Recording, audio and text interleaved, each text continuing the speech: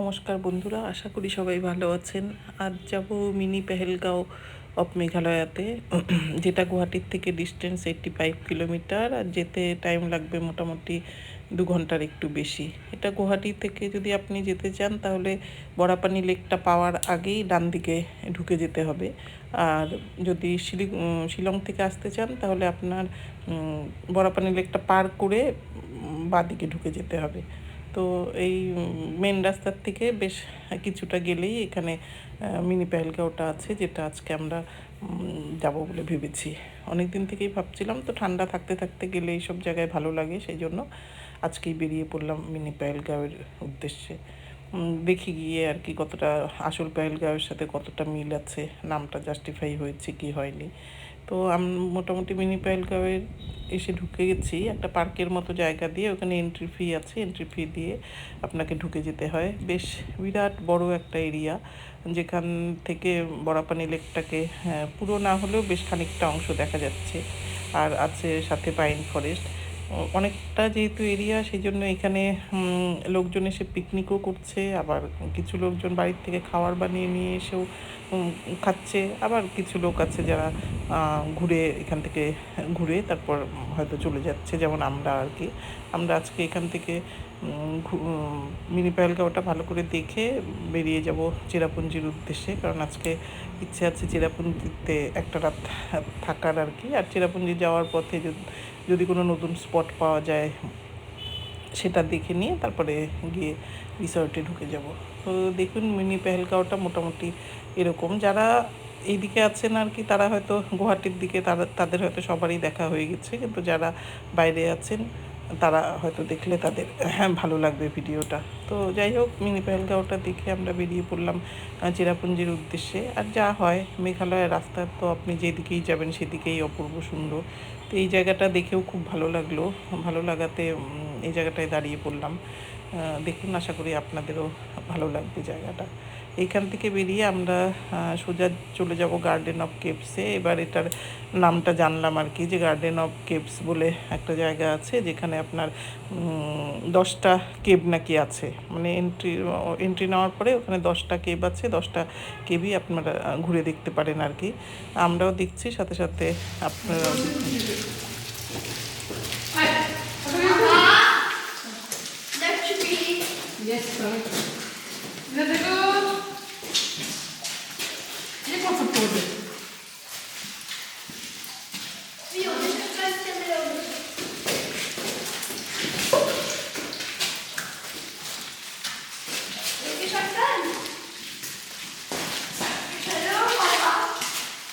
बाबू धीरे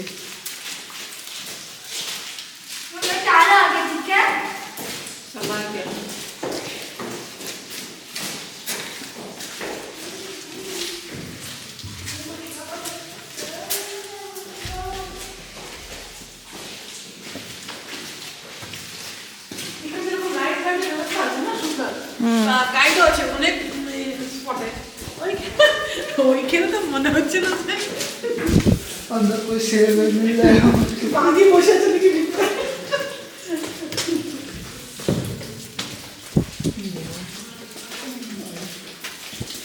अच्छी जगह है, मतलब मजा तो आ रहा है, बहुत सुंदर है। लेकिन ना हम जो वो देखे ना बच्चों वो वाला लाइट फॉर्म का बहुत था ना, वो बहुत सुंदर था। वहाँ पर कोई छोटा कोविड के बाद हुआ क्या?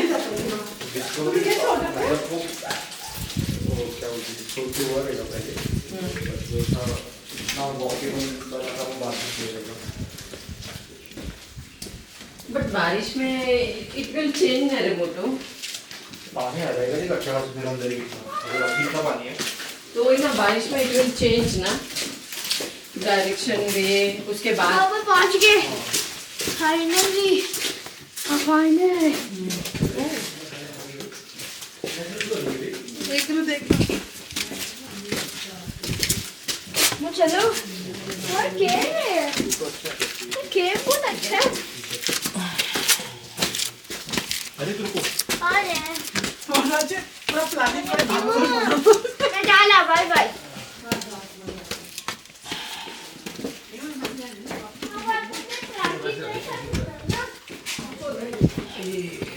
আমাদের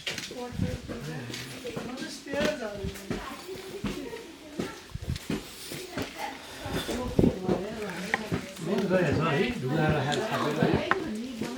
किनारे मत जाओ আর 10টা আমি দেখবো না,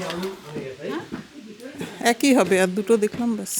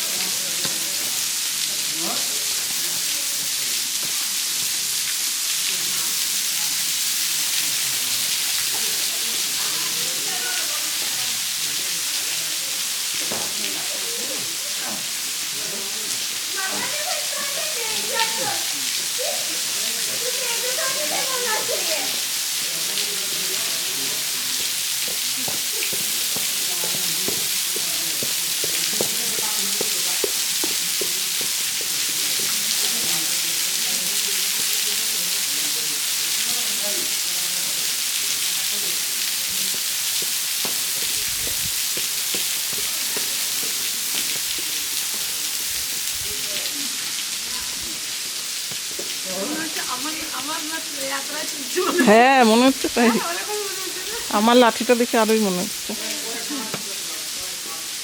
ना ताऊ सपोर्ट तो না সাপোর্ট, ওটাই ওটাই।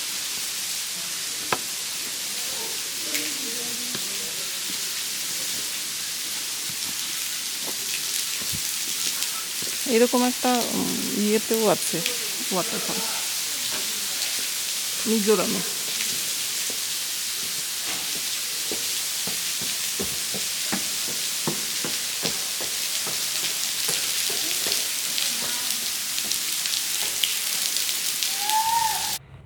ওখান থেকে বেরিয়ে সোজা চলে আসলাম আমাদের রিসর্টে। রিসর্টটার নাম হচ্ছে কুটমাদান রিসর্ট। এবার এখানে ফার্স্ট টাইম দেখে থেকে কেমন লাগে আর কি, যদি ভালো লাগে তাহলে অবশ্যই জানাবো।